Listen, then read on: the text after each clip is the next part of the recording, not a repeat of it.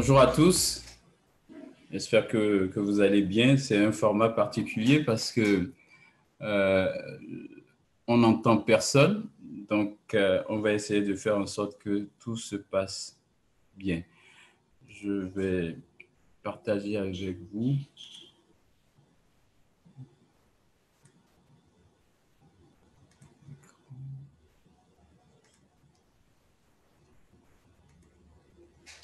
Donc ce matin, nous allons parler du plan de passation de marché. Que devient le plan de passation de marché sur les projets de la Banque mondiale depuis le 1er juillet 2016? On sait tous que le 1er juillet 2016, il y a eu des changements majeurs qui ont été apportés au niveau des procédures de la Banque mondiale, des procédures de passation de marché de la Banque mondiale. Nous sommes passés des anciennes directives au nouveau règlement de passation de marché. Je vais vous poser deux petites questions avant de commencer pour mesurer le niveau de connaissance que vous avez du nouveau règlement de passation de marché. Première question, Jonathan va partager avec vous ces questions. Que symbolise la date du 1er juillet pour la passation des marchés à la Banque mondiale? Vous avez 4 choix de réponse. Vous en choisissez. Voilà. Donc, la première réponse était suppression des anciennes directives de passation de marché. Deuxième réponse, introduction du nouveau règlement de passation de marché. Troisième, suppression des anciennes directives de passation de marché et introduction du nouveau règlement. Et dernière, suppression du plan de passation de marché. Vous avez 45 secondes pour répondre.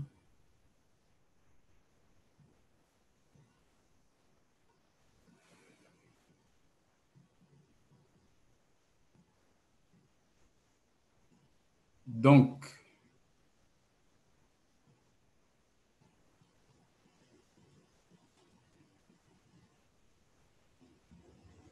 OK. Donc, nous avons 54% qui me disent introduction du nouveau règlement de passation de marché. 43% des répondants disent suppression des anciennes directives de passation de marché et introduction du nouveau règlement de passation de marché. Et 4% suppression du plan de passation de marché. La réponse exacte, c'est l'introduction du nouveau règlement de passation de marché. Les anciennes directives ne sont pas supprimées. Les anciennes directives sont toujours là, sont là pour les projets qui étaient financés avant le 1er juillet 2016. Donc, actuellement, les deux directives, les anciennes directives et le nouveau règlement, continuent à avancer ensemble. Donc, c'est la réponse 2. On a 54% des personnes qui ont obtenu cette réponse-là. On va passer à la deuxième question.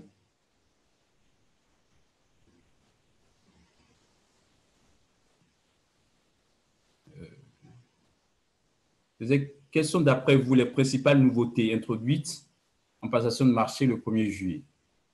Le PPSD, les nouvelles méthodes de passation de marché, le PPSD et les nouvelles méthodes de passation de marché? Aucune de ces réponses. Tu avances à la prochaine diapo, Kenneth?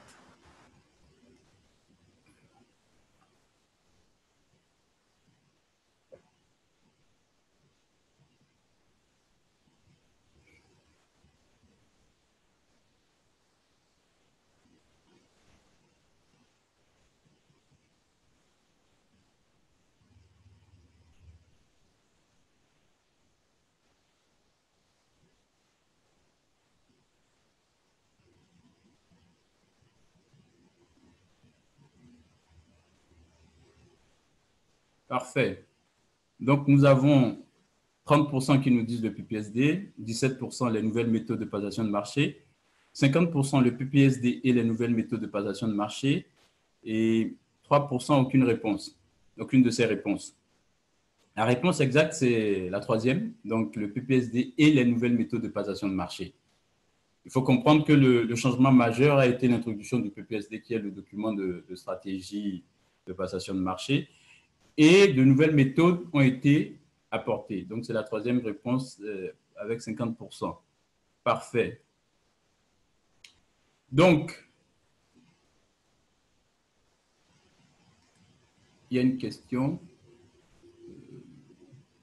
Bon. Non, tu peux continuer, Kenneth, c'est bon. Donc, le plan de passation de marché. Le plan de passation de marché, comme vous le savez, est préparé par l'emprunteur durant la préparation du projet et approuvé par la banque avant la fin des négociations. C'est ce premier plan de passation de marché qui est normalement valable pour les 18 premiers mois d'exécution du projet, qui va servir de base à toute la passation de marché. Il est juridiquement contraignant pour l'emprunteur car il est mentionné dans l'accord de financement. Ce qu'il faut savoir, le plan de passation de marché, même s'il est valable pour les 18 premiers mois d'exécution du projet, il doit être mis à jour tous les 12 mois. Et chaque mise à jour est soumise à l'approbation de la Banque mondiale. L'une des nouveautés que je vais tout de suite souligner, c'est qu'aujourd'hui, anciennement, le plan de passation de marché était soumis, on va dire, sous version papier. Donc, sous version papier à la banque qui donnait son autorisation. Aujourd'hui, il y a une exigence de soumettre le plan de passation de marché à travers STEP. STEP, c'est le système de suivi de la passation de marché au niveau de la banque. Donc, tous les plans de passation de marché, tout ce qui est fait au niveau de la passation de marché est désormais soumis à travers STEP pour l'approbation de la banque. La mise à jour du plan de passation de marché intervient généralement après l'élaboration du PTBA, le plan de travail et du budget annuel. Donc, c'est suite à l'élaboration du PTBA qu'on aboutit au plan de passation de marché, qui est soumis à l'approbation de la banque. Une description succincte du contenu du plan de passation de marché. On a la description succincte des activités. Quelles sont les activités à marché qu'on doit retrouver dans le plan de passation de marché? Quels sont les différents types de marchés? On a les marchés de travaux, les marchés de fourniture, les marchés de consultants.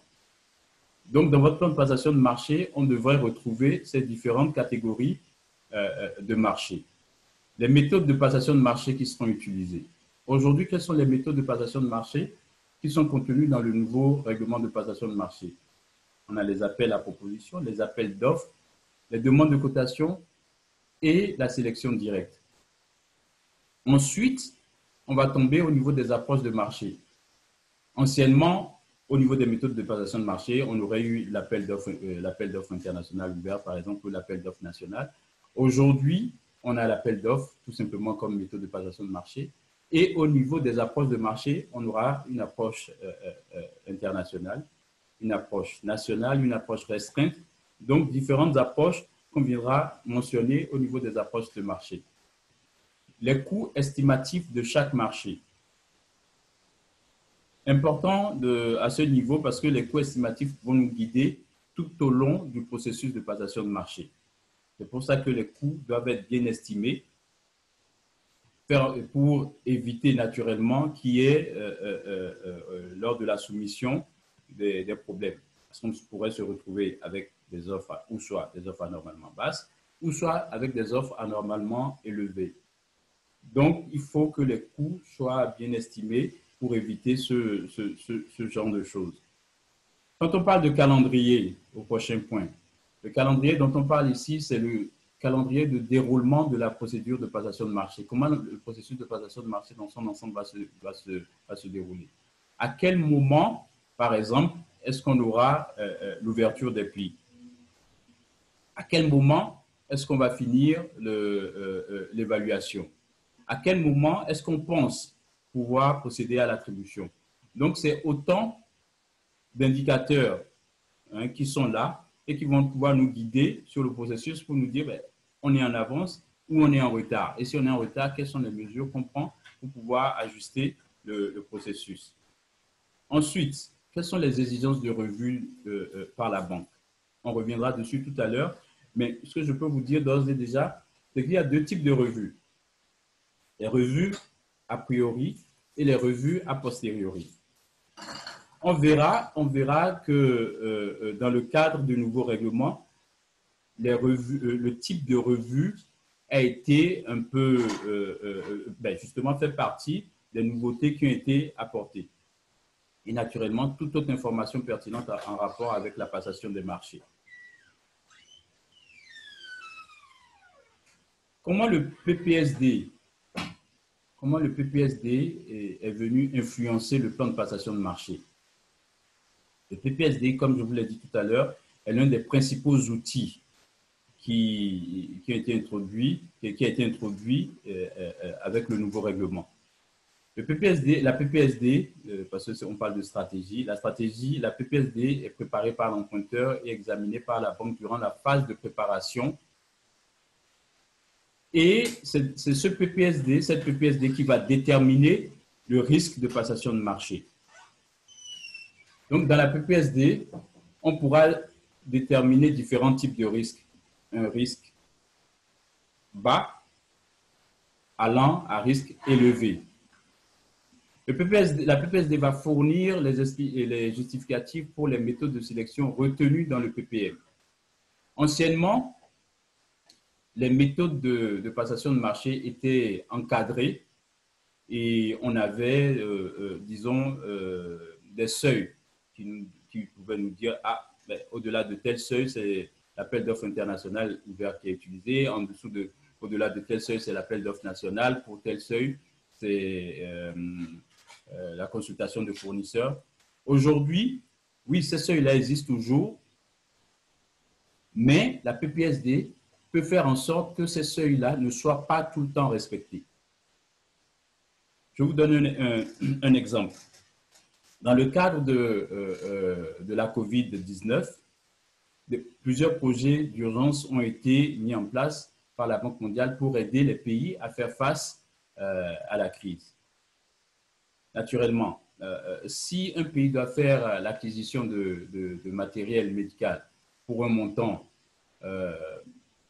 de plus d'1 million de dollars, normalement, on devrait être en appel d'offres international.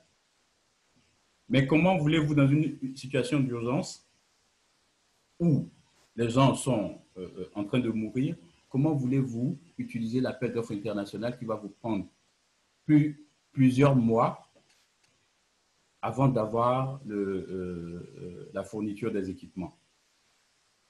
Donc, l'analyse qui est faite dans la PPSD va permettre à ce moment-là de déroger à ces règles-là et d'utiliser une autre méthode. D'utiliser par exemple la demande de cotation, même si on est dans un cadre où normalement, si on suivait les seuils, on utiliserait l'appel d'offres international. Mais dans un cas comme ça, on pourrait dire, vu le contexte, on va utiliser la demande de cotation. Les seuils de revue sont donc déterminés par le risque de passation de marché, comme je l'ai dit tout à l'heure. Et les seuils de passation de marché, normalement, sont préétablis, mais peuvent varier en fonction de l'analyse qui est faite dans notre PPSD. Et la PPSD peut entraîner la modification des méthodes malgré l'existence des seuils. C'est ce que je viens de vous expliquer. Les seuils de revue et le plan de passation de marché, je vous ai dit tout à l'heure qu'on pouvait aller d'un seuil bas à un seuil élevé, d'un risque bas à un risque élevé. Donc, on a 4 types de risques, donc risque élevé, risque substantiel, risque modéré et risque bas. Donc, quand vous regardez le tableau que vous avez à l'écran, pour les marchés de travaux, pour un risque élevé, vous avez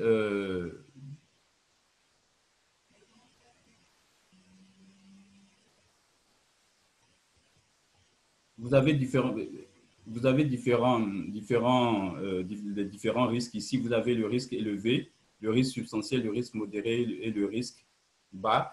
Et en dessous, vous avez les différents montants qui s'appliquent à chaque type de marché. Donc, pour les marchés de travaux, par exemple, si vous êtes au niveau d'un risque substantiel, pour tous les marchés de travaux au-dessus de 10 millions de dollars, vous serez en revue a priori. Pour tous les marchés de travaux en dessous de 10 millions de dollars, on passe en revue a posteriori. En revue a priori, ça veut dire quoi? Qu'à certaines étapes du processus de passation de marché, vous devez envoyer tous les documents à travers le système de suivi de la passation de marché. Donc, à travers STEP, vous devez envoyer les documents à la Banque mondiale pour obtenir l'avis de non-objection. En dessous de 10 millions de dollars pour les marchés de travaux, on est en revue a posteriori, pardon. Donc, ce qui veut dire qu'on attend la fin du processus de passation de marché et à un moment donné, la Banque mondiale vient auditer ce que vous avez fait. Donc, la Banque mondiale vient, demande des documents. Aujourd'hui, ça ne se fait plus, il n'y a plus forcément de déplacement physique, mais à travers le processus, à travers STEP, on a accès à tous les documents. Donc, à ce moment, la Banque mondiale regarde l'ensemble des documents, regarde l'ensemble du processus et donne son avis sur le processus. Est-ce que le processus est conforme aux procédures de passation de marché? La même chose pour le risque élevé. Je vais vous dire, en général, le risque élevé, c'est dans des pays en crise. Dans des pays en crise ou dans des pays où le système de passation de marché n'est pas du tout opérant. Donc, pour les marchés de travaux, on aurait au-dessus de 5 millions une revue préalable ou revue a priori. En dessous de 5 millions, revue a posteriori. Même chose pour les marchés de fourniture, au-dessus de 1,5 million revue a priori, en dessous, revue a posteriori. Donc, vous avez le tableau des seuils de revue ici. Au niveau des seuils de passation de marché, les seuils de passation de marché qui vont induire les méthodes de passation de marché à utiliser, quoique ces méthodes-là, comme je vous l'ai dit, ces méthodes-là peuvent changer en fonction de l'analyse conceptuelle, contextuelle qui est faite dans le PPSD. Donc, au niveau des marchés de travaux, pour qu'on soit en appel d'offres international, c'est pour tous les marchés de travaux d'un montant supérieur à 10 millions de dollars. Pour tous les marchés de travaux inférieurs à 10 millions de dollars, mais supérieurs à 200 000 dollars, on est en appel d'offres national. Pour tous les marchés en dessous de 200 000 dollars, les marchés de travaux en dessous de 200 000 dollars, on est en demande de cotation.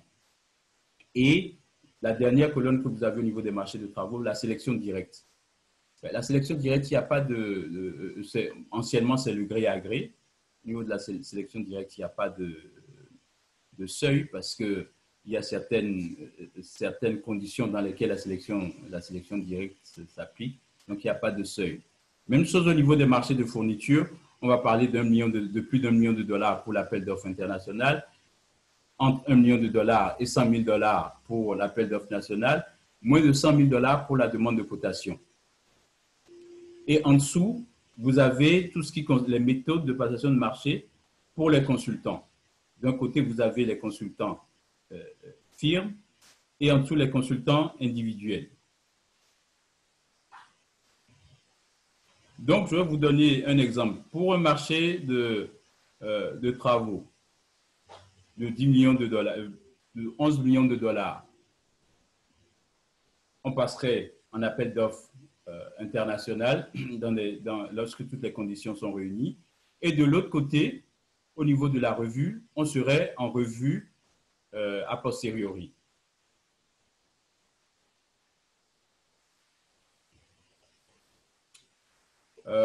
Globalement, ce qu'il faut retenir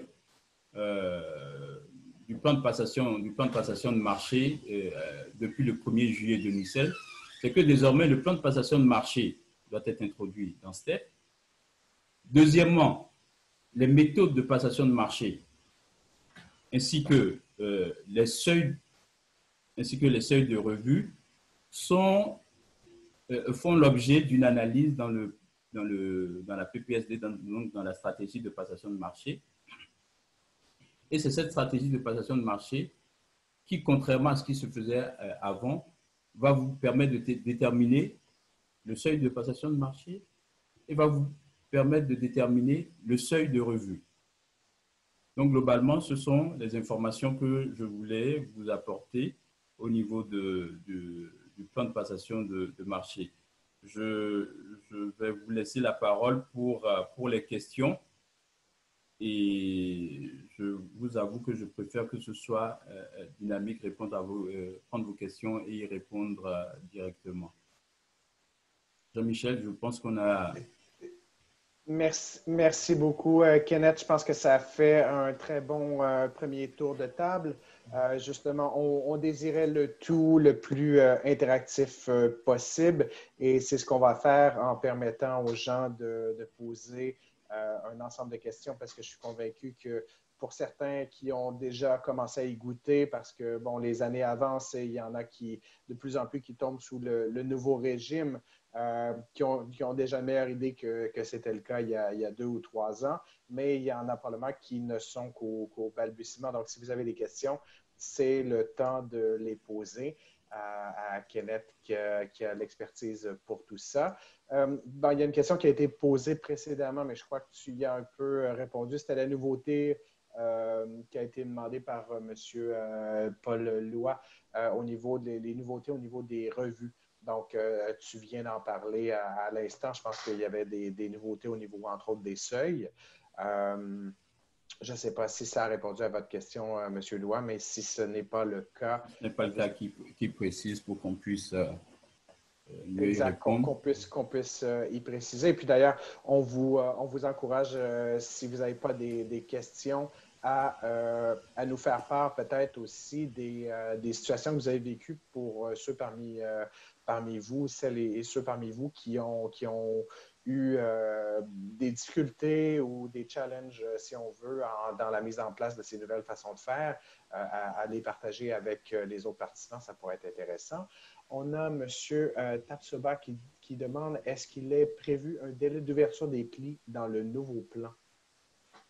Non, le délai d'ouverture des plis va toujours Pas toujours demeurer. va toujours dépendre de comment ça s'appelle, va toujours dépendre de votre contexte à vous. Quand il parle de délai d'ouverture, il parle de délai accordé pour les soumissions ou…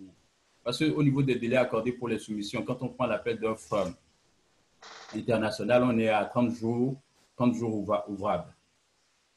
C'est le délai de soumission. Donc, un minimum de 30 jours pour donner le temps aux soumissionnaires de préparer leurs offres. Maintenant, au niveau du délai d'ouverture, il n'y a pas de… en dehors du délai de soumission, il n'y a pas de délai à ce niveau-là. Il n'y a pas de contrainte parce que nous, on le vit en tant que firme qui répondons à des appels d'offres. C'est extrêmement variable. Ça peut aller de quelques jours, très rarement, à normalement quelques semaines, mais on a déjà vu des délais d'ouverture de plus d'1 an et demi. Avant d'avoir un retour. Ce sont des situations exceptionnelles, on va dire. Mais ce qu'on recommande dans la plupart des cas, et ce que vous allez retrouver assez régulièrement, c'est que l'ouverture intervienne le même jour que la date limite de dépôt des offres. Donc, c'est ce qui va se passer, l'ouverture va intervenir. Maintenant, pour X raisons, l'évaluation des offres peut prendre un peu plus de temps que dans d'autres cas. Voilà. Et en fait, M. Tapsoba a précisé, il parlait du délai d'accorder le marché à un consultant. Donc, encore là, j'imagine, il n'y a pas de… dans le dossier d'appel d'offres, vous avez la période de validité de l'offre. Donc, vous devez vous arranger pour que l'offre soit attribuée à l'intérieur de la période de validité qui est spécifiée dans le dossier d'appel d'offres. Parce qu'en dehors des limites de ce délai, naturellement, les offres ne sont plus valables, à moins que vous ayez demandé aux soumissionnaires de proroger la validité de leur offre. Mais ça, vous ne pouvez pas le faire indéfiniment. Voilà, donc vous devez vous assurer de finaliser votre processus à l'intérieur du délai spécifié dans le dossier d'appel d'offres. De manière à ne pas avoir à relancer le marché parce que les offres ne sont plus valables ou qu'il n'y en a plus suffisamment qui sont prorogées parce que ça peut arriver des fois. C'est tout à fait, comment dirais-je, de laisser à la discrétion du soumissionnaire. Une fois qu'on dépasse le délai de validité, on ne peut plus en vouloir au soumissionnaire de dire je ne suis plus intéressé à participer au processus parce que le processus est trop long pour moi. Donc, à ce moment-là, on n'a même plus la possibilité de saisir sa garantie d'offre, par exemple. Donc, il y a d'autres opportunités, par exemple, qui se sont présentées au niveau d'un fournisseur, puis il a remporté d'autres marchés dans l'entremise, puis il se dit, bon, ben, je ne vois pas l'intérêt de prolonger mon offre parce que de toute façon, je ne pourrais pas la réaliser dans les mêmes conditions. Donc, ça peut être le pratique. On a M. Godefroy qui nous pose la question, que se passe-t-il lorsque le STEP ne reçoit pas tous les documents requis pour un marché? Lorsque le STEP ne reçoit pas tous les documents, il parle de problèmes techniques, je suppose. Je crois au niveau des problèmes techniques, c'est ce que j'en comprends aussi. Si M. Godefroy est sur un projet, je ne sais pas dans quel pays il est, normalement, au niveau de chaque bureau pays, il y a ce qu'on appelle un champion STEP. Donc, c'est ce champion STEP-là qui doit être contacté pour vous aider à régler ce problème technique-là. D'accord. Donc, habituellement, c'est un projet, c'est un ministère, c'est quelqu'un qui est désigné par. Non, c'est quelqu'un qui est au niveau de la Banque mondiale. C'est un employé de la Banque mondiale. C'est un employé de la Banque mondiale qui est dans le bureau local et qui est formé sur tout ce qui est STEP. Pour accélérer, s'assurer qu'il n'y ait pas d'embûches et puis. Sur tout ce qui est formation et problèmes techniques. D'accord. Voilà. D'accord. Parce que le spécialiste en passation de marché du pays n'est pas le champion STEP. C'est un utilisateur de STEP, mais ce n'est pas lui au niveau local qui est le champion, qui est forcément le champion STEP. Mm-hmm. Donc, quelqu'un, si je comprends bien, qui a bien reçu une formation spécifique de façon à assurer le support et le bon déroulement de tout ça. Exactement. On a une autre petite question qui est posée par quelqu'un qui n'a pas rempli son nom, donc quelqu'un d'anonyme, qui dit, est-ce que c'est, on est tous au courant, comme tu l'as mentionné, que les plis doivent être ouverts à la limite de la date de dépôt. Est-ce que c'est une exigence, le fait de les ouvrir dans les 30 ou 60 minutes suivant la date limite, ou ça peut être variable il n'y a aucune exigence, il y a aucune exigence à ce niveau-là. Ce qui guide en général le processus, c'est l'intégrité, l'intégrité du processus. Donc, on veut s'assurer que très rapidement, les plis soient ouverts pour éviter toute interprétation ou toute manipulation. C'est ce qui va guider, c'est l'esprit qui va guider le fait que très rapidement on procède à l'ouverture des plis tout de suite après la fin du délai limite. Bon, après, ce n'est pas une obligation. Vous pouvez attendre le lendemain ou 2 jours après si vous n'avez pas, si pour X raison, vous n'avez pas le temps. Nous, on a déjà eu des processus où, la veille, tous les soumissionnaires ont été avertis que l'ouverture se ferait plus tard. Mais la date limite n'a pas été déplacée. Mais l'ouverture, la date d'ouverture a été déplacée à un autre moment. Donc, il n'y a aucune exigence à ce niveau-là. Si vous avez la possibilité d'assurer l'intégrité du processus, il n'y a pas de problème. Tout en vous disant… En toute transparence. Oui, en toute transparence, mais en vous disant aussi que plus vous prenez du temps et plus les dates estimatives que vous avez mises dans le plan de passation de marché ne seront pas tenues. Et ça fait référence pour ceux parmi vous, ceux et celles qui ont assisté aux autres webinaires qu'on a eu sur les discussions qu'on a eues sur le sujet, aux 7 ou 8 principes fondamentaux là, qui sont l'équité, la transparence, etc. L'idée étant de garder pas seulement le fait que ça soit transparent, mais les apparences aussi de transparence. Donc, c'est un peu cette idée-là d'ouverture des plis dès la réception, on les ouvre et puis l'information devient publique. On a M. Adobe qui voulait savoir au niveau de l'adjudication. Le nouveau règlement a apporté un changement de la manière de notifier les résultats aux soumissionnaires parce que nous entendons certains parler de l'intention d'attribution. Est-ce que c'est quelque chose de nouveau et en quoi ce serait nouveau si c'est le cas, Kevin? Effectivement. Une fois qu'on a fini notre évaluation et qu'on s'est, disons, assuré de l'attribution la qualité de l'attribution, qu'on a obtenu l'avis de non-objection, on doit envoyer ce qu'on appelle la notification d'intention d'attribuer au soumissionnaire. Donc là, on vient dire aux soumissionnaires, à tous les soumissionnaires qui ont participé au processus, on vient leur dire, nous avons fini le processus, nous avons l'intention d'attribuer le marché à tel, à X ou à Y.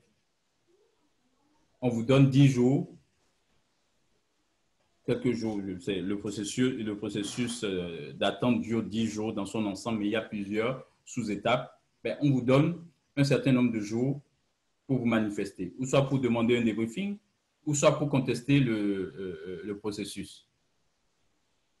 Donc, à partir de ce moment-là, il y a un ensemble de règles ou de procédures qui se mettent en marche et ça dure à peu près 10 jours. Au-delà de ces 10 jours, si on n'a pas de contestation, si on n'a rien, on procède à l'attribution. Et là, on attribue réellement le marché. Donc, pour un peu résumer, de toute façon, je pense qu'il y aura un autre webinaire sur ce thème-là. Mais pour résumer, autrefois, la gestion des plaintes n'était pas très bien encadrée au niveau de la banque.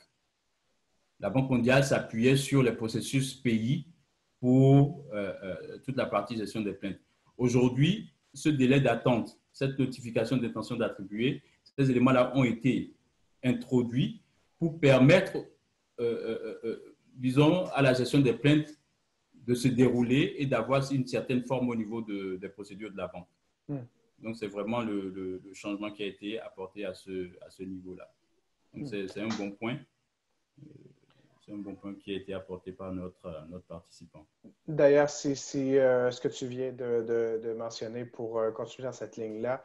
On a Daoussa Mahomatnour qui nous dit si le plan le PPM de la Banque mondiale ne cadre pas du tout avec les textes de passation des marchés nationaux, qu'il y a une grande divergence sur les méthodes, qu'est-ce qu'il y a lieu de faire? J'imagine qu'il n'y a pas trop. Il y a pas trop. Si on est sur un projet de la banque, si on est sur un projet financé par la banque, on n'a pas le choix. Il faut se former sur les procédures de la banque. Ça doit normalement même faire partir des recommandations faites à l'issue de l'évaluation de l'unité qui doit porter le projet. Donc, une fois qu'on fait l'évaluation de la capacité de l'unité qui doit exécuter le projet ou bien du ministère dans lequel sera implanté le projet, normalement, la banque fait un état des lieux et puis dit, voilà les faiblesses, voilà les forces. Faiblesse, ce serait par exemple que la capacité n'existe pas au niveau de ce ministère-là pour tout ce qui est projet financé par la banque.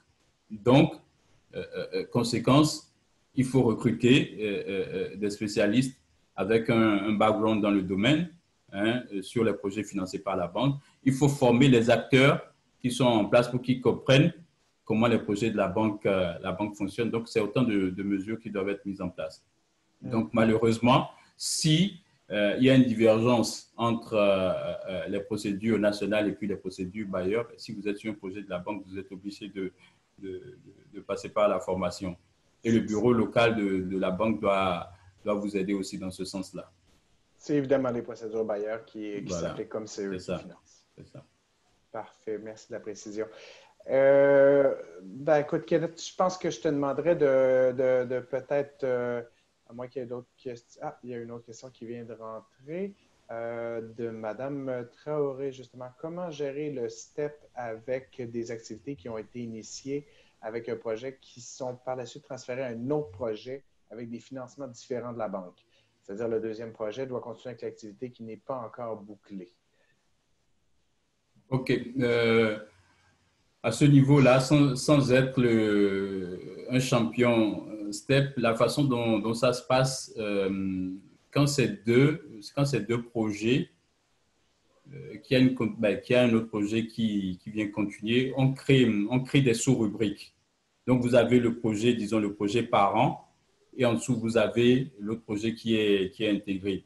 Mais ça, normalement, au niveau de votre pays, le champion STEP c'est lui qui devrait être chargé de vous de faire le setup pour ce genre de choses. Vous n'avez pas à vous en occuper. Pardon, c'est au niveau de la banque que c'est fait et vous venez juste rentrer les informations. Donc, c'est le champion step du pays qui pourrait aider au niveau très technique, comment on intègre le tout. Mais à ce niveau, normalement, il n'y a pas de difficulté pour les équipes projet. Une fois que le setup est fait, les équipes projet n'ont qu'à suivre. D'accord. Parfait. Ben, écoute, peut-être je vais te demander, Kenneth, à moins qu'il y ait d'autres questions, de conclure avec un commentaire. Je voulais partager un dernier document.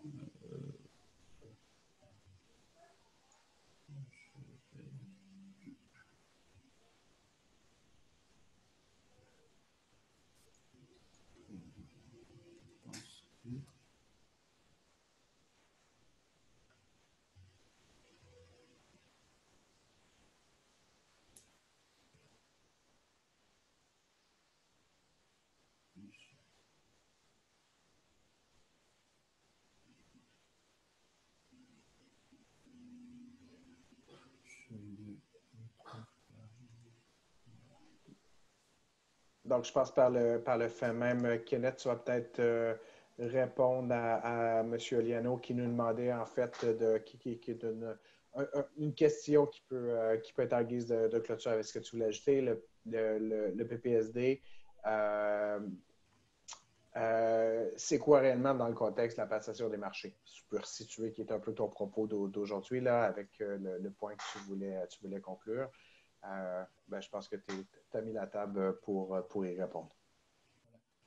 Jean-Michel, est-ce que vous voyez le… Oui, on voit très bien le PPM et le PPSD. Parfait. Donc, en fait, le PPSD, c'est un document de stratégie de passation de marché qui est mis en place depuis le 1er juillet 2016. Donc, pour tout nouveau projet, il faut qu'il y ait un PPSD qui soit établi, une stratégie de passation de marché qui soit établie. Et dans ce document stratégique, on procède à l'analyse contextuelle au niveau du pays, au niveau des capacités, on évalue les capacités du pays. Et l'idée, c'est d'établir une cartographie des risques de passation de marché et de pouvoir y apporter des mesures de mitigation.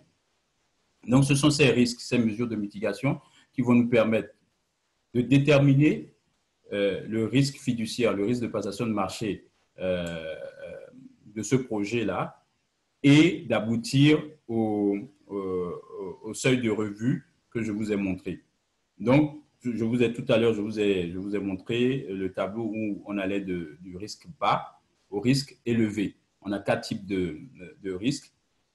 Donc, c'est à travers cette analyse qui est faite dans le PPSD, à travers l'analyse contextuelle, à travers l'identification des risques, à travers les mesures de mitigation qu'on aboutit à l'identification de ce risque-là. Donc, voilà un peu. Oui. Le document que tu voulais partager, est-ce que c'était un document Word ou c'était la présentation PowerPoint? PDF, c'est un document PDF. On ne le voit pas, en fait. Okay. Je crois que tu ne présentes pas le bon matériel, en fait. Le bon support visuel. Là vous voyez quoi? Nous voyons encore la fenêtre PowerPoint. Pourrais-tu, en fait, partager ton écran et choisir le PDF et non le PowerPoint? Je crois que c'est là le problème. Et voilà, là, on voit le PowerPoint, le PDF que tu partages. OK, parfait. Okay, merci.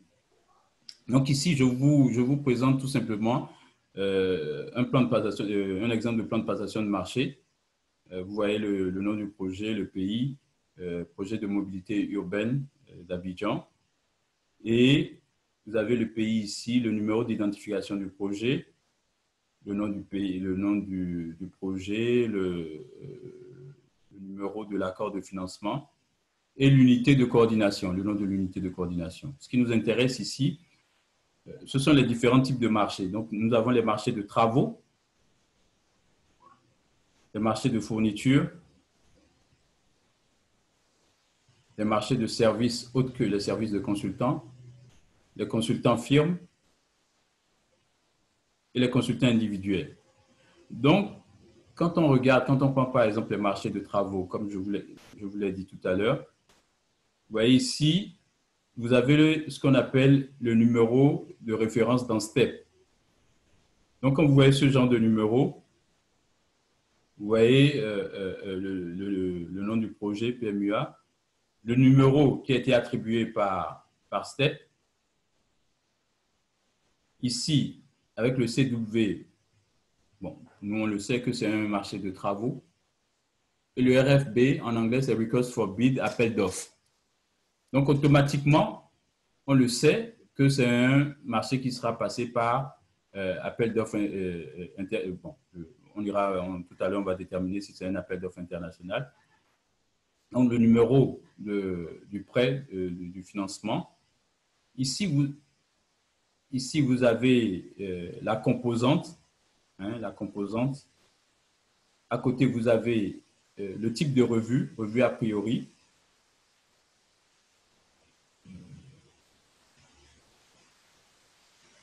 Voilà. Le type de revue, la méthode, donc on vous parle d'appel d'offres. L'approche de marché, donc ici on le sait que c'est un appel d'offres international ouvert. Alors qu'autrefois, avec les anciennes directives, on aurait dans la même case appel d'offres international ouvert. Aujourd'hui, on a séparé ces deux éléments-là. On nous dit que c'est un processus en une étape avec une seule enveloppe.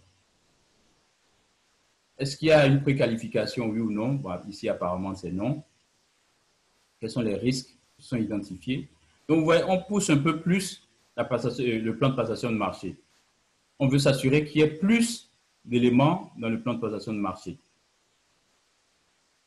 L'estimation.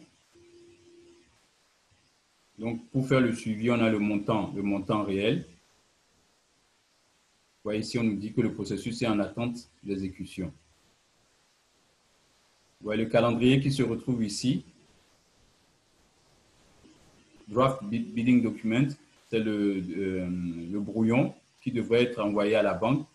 On espère envoyer ce brouillon, le brouillon du DAO à la banque le 3 mars 2021. L'avis spécifique de passation de marché, on espère le lancer le 8 mars 2021.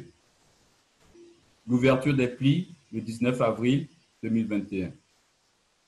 Donc, une fois que vous avez mis en place tous ces éléments, ça vous sert d'indicateur. Et au fur et à mesure, vous dites, est-ce qu'on respecte le processus? Est-ce qu'on est dans les délais? Est-ce qu'on devrait plus accélérer? Est-ce qu'on devrait faire telle ou telle chose? C'est la même chose pour les autres types les autres catégories de marché aussi. Donc ça, c'est un exemple palpable de plan de passation que je voulais partager avec vous. Ensuite, vous avez... Jonathan, est-ce qu'on voit le document Word? Oui, c'est parfait. Okay. Très bon, okay. Parfait. Ici, vous avez le volet contextuel, le volet textuel, pardon, du plan de passation de marché. Donc, en plus du plan que je viens de vous montrer avec les différentes dates, les différents montants et tout ça, il y a une partie test qu'on vient rajouter au plan de passation de marché. Donc, vous voyez, plan de passation de marché test. Nom de pays, agence d'exécution, la date du plan de passation de marché et la période couverte. Est-ce que c'est pour les 18 premiers mois? Est-ce que c'est pour un an? Est-ce que c'est pour... ce que j'ai oublié de vous dire tout à l'heure, entre chaque grosse mise à jour, vous pouvez faire autant de, je vais dire, petites mises à jour que vous le voulez. Si par exemple, pour X raison, vous décidez de rajouter un marché, il faut que le plan de passation de marché soit mis à jour, qu'il obtienne l'avis de non-objection de la banque avant que vous puissiez procéder au processus de passation de marché. Donc, chaque fois que vous rajoutez un plan, un marché au plan de passation de marché, vous devez mettre le plan de passation de marché à jour et le soumettre à l'avis de non-objection de la banque.